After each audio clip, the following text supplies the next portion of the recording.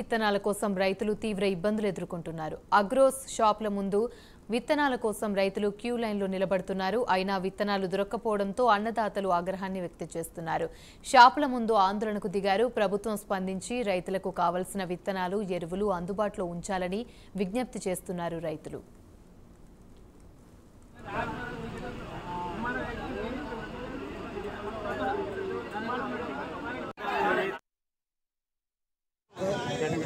గత ప్రభుత్వంలో ఎరువులకు కానీ విత్తనాలకు కానీ ఏమి ఇబ్బంది లేదు.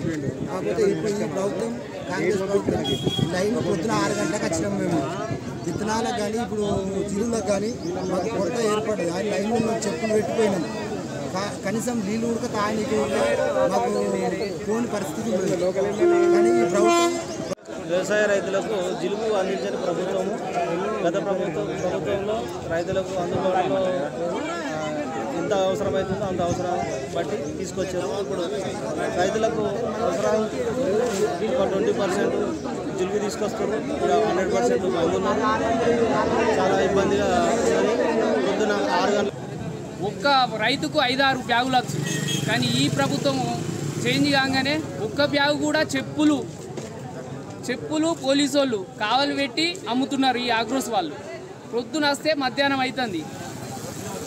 వ్యవసాయ అధికారులు దీనిపై వెంటనే చర్య తీసుకొని, లేకుంటే జిల్లా ఇన్ఛార్జి మంత్రి కానీ సీఎం కానీ చర్య తీసుకొని సిద్దిపేట జిల్లాకు